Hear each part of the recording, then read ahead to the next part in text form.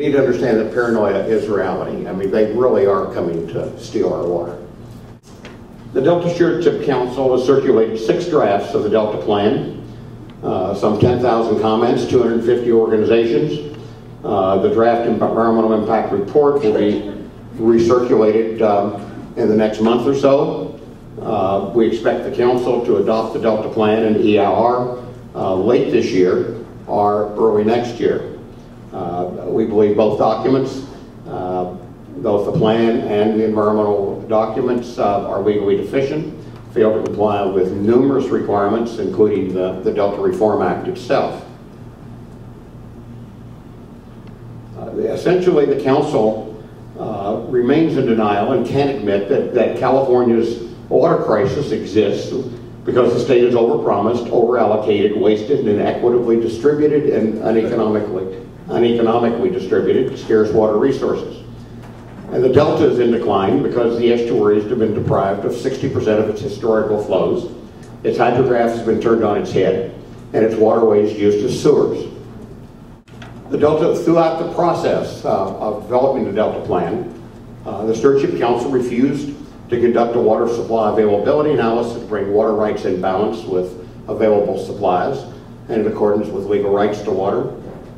Conduct comprehensive socioeconomic benefit cost analysis to ensure that limited resources are used to the greatest good for all Californians. Formally balance the public trust to ensure that the public's rights are protected and balanced against those of special interest, or to undertake a defensible water quality analysis to evaluate the effects of further reductions in Delta flow.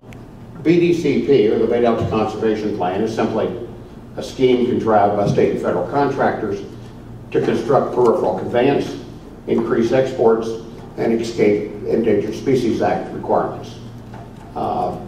It was begun in 2009. They've spent upwards of a $250 million. And under it, the contractors were paid $12.7 billion to construct 15,000 CFS tunnels. Excuse me. The public would pay $4 billion to create 113,000 acres of wetland habitat, and the contractors would receive about $11.5 billion in benefits for immunity from any future regulation. And that immunity benefit would largely come from, conceptually, the publicly paid habitat.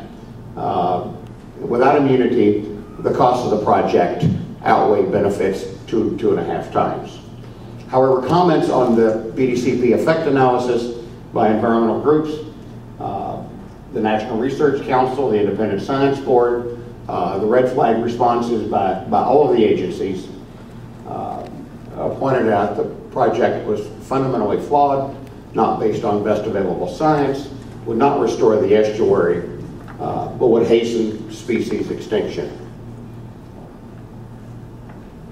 And so essentially the wheels came off the project at that point, and they returned to the drawing boards.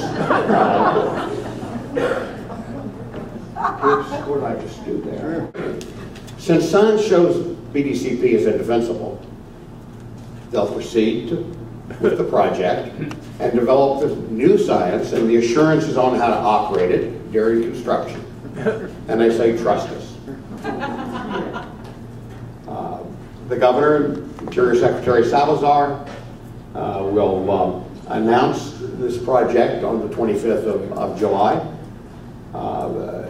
Tentatively, it will include 9,000 CFS intakes, 15,000 foot tunnels, and 30,000 acres of initial habitat.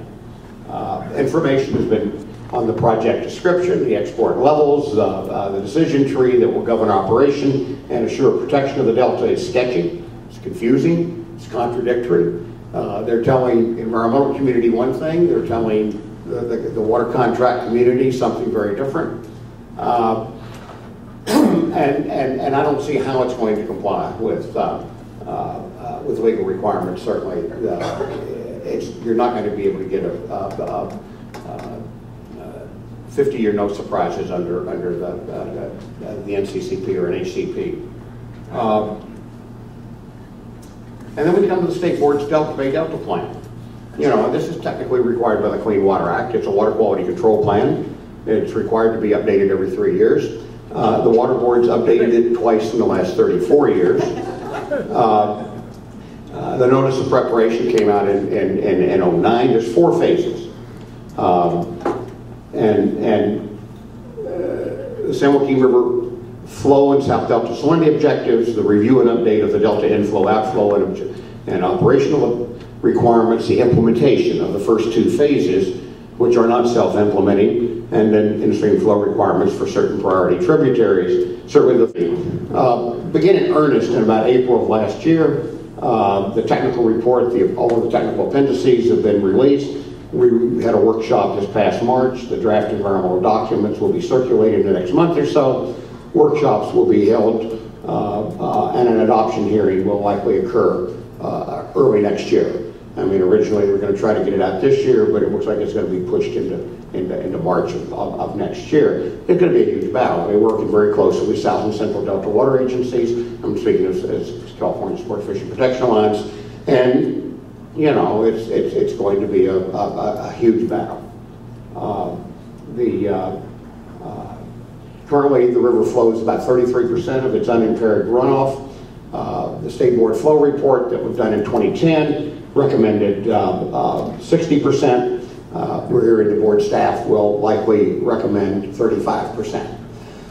And salinity, the present EC standard in South Delta, of course, as most of you know, is routinely violated, creating real hardship for farmers trying to irrigate. They're probably going to recommend raising the level to minimize or eliminate the violations. And certainly we're preparing for that fight. The Phase 2 review is the inflow, outflows, and operational requirements. This is stemming from a very comprehensive flow hearing in 2010, Resources and Water Agency, scientists, NGOs. We went through extensive evidence and testimony. And the final report recommended mimicking the natural hydrograph and outflow of 75% of unimpaired runoff in the first half of the year. Sacramento River inflow of 75% from November to June, and San Joaquin River inflow of 60% from February to June. The public comment period on the initial notice of preparation, the scoping document ended in April. There has already been a workshop. Additional workshops featuring expert panels are scheduled over the next several months. We'll be testifying in those workshops. Draft environmental documents are likely to be released in early 2013, with additional workshops. Final sequence document in 2013, with an adoption hearing probably in August of next year. But the key phase is Phase 3, because Phases 1 and 2 are not self-implementing. Phase 3 will cover the implementation of the first 2 phases through necessary water rights decisions and conditions and water quality certs in federal hydropower relicensing projects. We're talking about a very lengthy, many months long evidentiary hearing with testimony and evidence under oath, subject to cross-examination and rebuttal.